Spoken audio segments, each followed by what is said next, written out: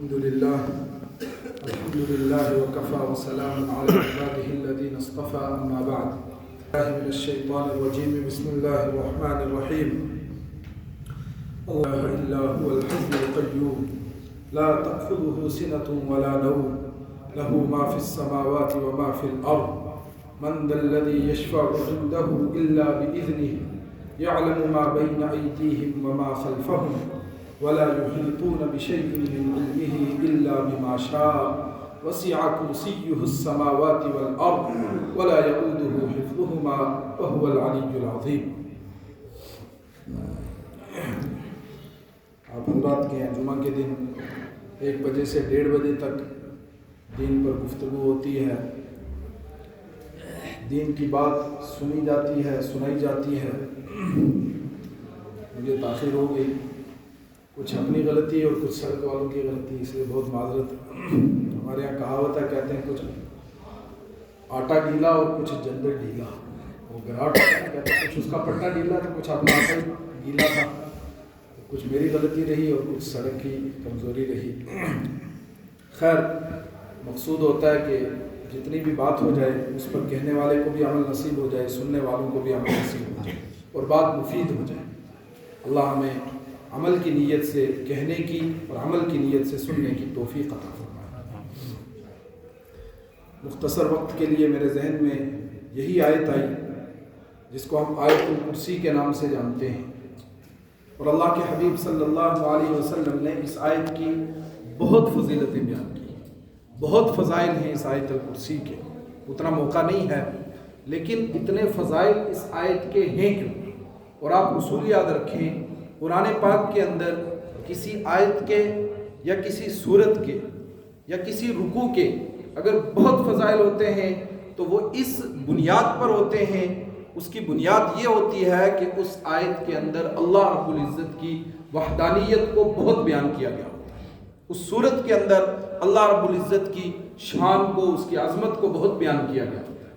مثلا سورۃ الاخلاص، قل هو اللہ احد، اللہ کے حبیب صلی اللہ علیہ وسلم کا فرمان ہے جو 3 مرتبہ پڑھے گا اس کو، گویا اس کو پورے قرآن پاک کا ثواب ملے گا. مکمل قرآن پڑھنے جیسا ہے 3 مرتبہ سورۃ الاخلاص کو پڑھنا. تو کیوں اس کی اتنی فضیلت ہے؟ اس لیے کہ اس سورت کے اندر توحید کو، خالص توحید کو بیان کیا گیا ہے. قل هو اللہ احد اللہ الصمد، پوری توحید ہے اس کے اندر. آیت الکرسی کی بھی اسی وجہ سے فضیلت ہے کہ اس کے اندر اللہ رب العزت کی توحید کو کھول کر کے واضح لفظوں میں بیان کیا گیا ہے.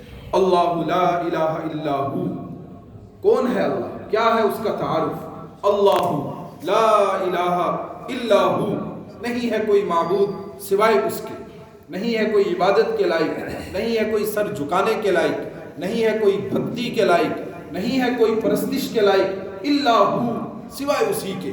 اس کے علاوہ کوئی اس لائق نہیں ہے، اس قابل نہیں ہے کہ اس کے سامنے سر جھکایا جائے، اس کے سامنے جھکا جائے، اس کے سامنے سر اپنا زمین پر رکھ کے رگڑا جائے. لا الہ الا ہو، وہ تنے تنہا ہے. کیوں ہے وہ تنے تنہا؟ کیوں اسی کی عبادت ہونی چاہیے؟ کیوں اسی کے سامنے سر کو جھکانا ہے؟ اس لیے کہ الحی، وہ زندہ ہے.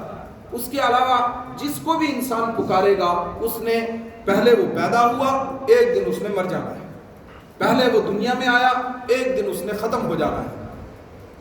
چاہے وہ انسانوں میں سے ہو یا دنیا کی چیزوں میں سے ہو. ہم کسی کو بھی کہہ لیں کہ وہ خدا ہے، وہ مالک ہے، وہ قادر ہے، اگر ہم مانتے ہیں تو وہ پیدا ہوا ہے اور وہ دنیا سے چلا جائے گا، وہ مر جائے گا. اللہ رب العزت نے 20ویں پارے میں سورۃ القصص کے آخر میں فرمایا کہ ایک اللہ ہے، لا تدعو مع اللہ الہا آخر، اللہ کے سوا کسی اور کو مت پکارو. کیوں؟ کل شیء ہالک الا وجہہ، اللہ کے علاوہ سب نے مر جانا ہے، مردوں کے سامنے جھکو مت. وہ اللہ جو حی، زندہ ہے، اور القیوم، وہ منتظم ہے، وہ انتظام چلا سکتا ہے.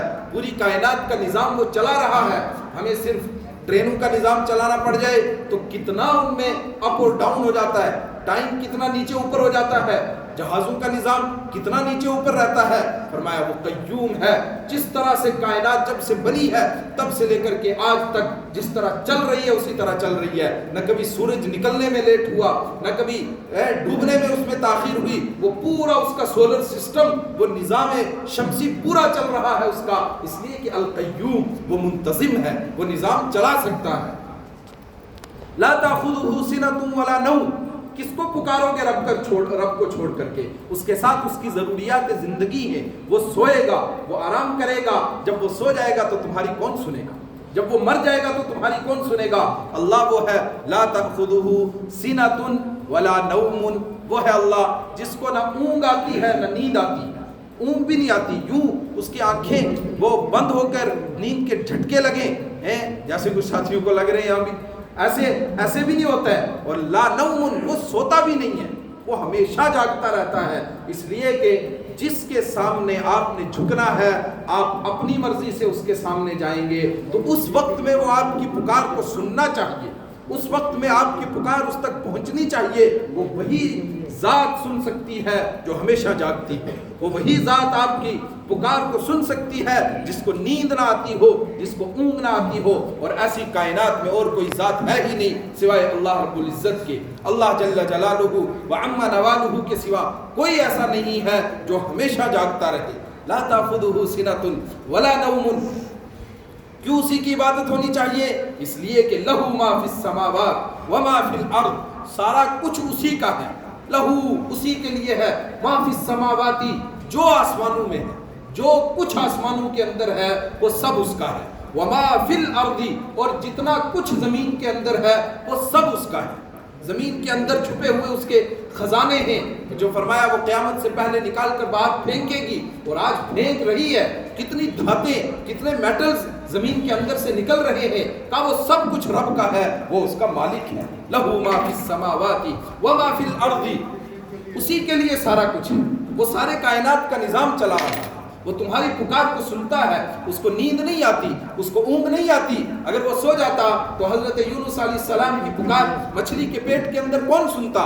جب وہ پکار رہے تھے لا الہ الا انت سبحانک انی کنت من الظالمین، کون سنتا؟ جب یوسف علیہ السلام کنویں میں گرے تھے تو ان کو دلاسا کون دیتا کہ تم غم نہ کرو، پریشان نہ ہو جاؤ، تمہیں یہاں سے نکال کر کے میں نے مصر کا بادشاہ تمہیں بنانا ہے، ان کی پکار کون سنتا؟ موسیٰ علیہ السلام کی والدہ نے جب صندوق کے اندر ڈال کر کے بچہ پھینک دیا، ان کو دلاسا کون دیتا؟ لا تخافی ولا تحزنی انا رادوہ الیکی وجاعلوہ من المرسلین۔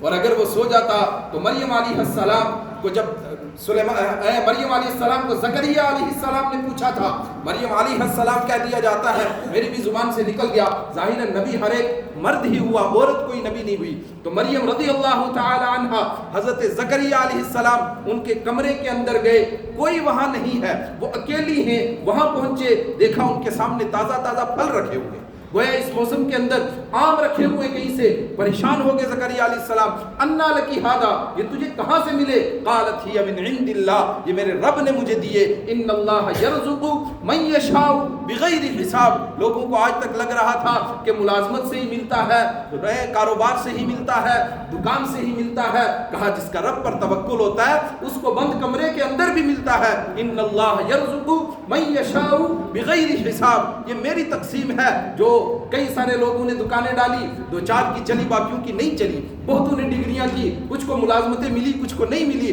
روزی میں سب کو دے رہا ہوں، دکان والے کو بھی مل رہی ہے، دوسرے کو بھی مل رہی ہے، ہاں کسی کو کم مل رہی ہے، کسی کو زیادہ مل رہی ہے۔ اور ضمن میں اپنے جوانوں سے عرض کر دوں کہ اس عقیدے سے، اس سوچ سے کہ روزی دینے والی ذات اللہ کی ہے، میری ڈگری مجھے نہیں کھلائے گی، میری دکان مجھے نہیں پالے گی، میری ملازمت مجھے نہیں پالے گی، ہوتا کیا ہے، اس کا فائدہ کیا ہوتا ہے؟ اس کا سب سے بڑا فائدہ یہ ہے جس کو ہم آسانی سے آج سمجھ سکتے ہیں کہ انسان ڈپریسڈ نہیں ہوتا ہے، پھر ڈپریشن کا شکار نہیں ہوتا ہے، وہ محنت کرتا ہے، میرا کام محنت کرنا ہے، پھل دینا، نتیجہ نکالنا وہ رب کی ذات کا کام ہے، میرا کام وہ نہیں ہے، اے مالی دا کم پانی دینا، پر مشکا پاوے، مالک دا کم پھل پھل لانا، لاوے یا نہ لاوے کا وہ تیرا ڈپارٹمنٹ نہیں ہے، وہ اللہ کا ہے، یرزق من یشاء بغیر حساب، جس کو چاہتا ہے بے حساب روزی دیتا ہے، یہ ہے اللہ رب العزت۔ جو سب کی سنتا ہے، بیک وقت سنتا ہے، ہمیشہ سنتا ہے، کسی کو جا کر اس کو بتانے کی ضرورت نہیں۔ واللہ یعلم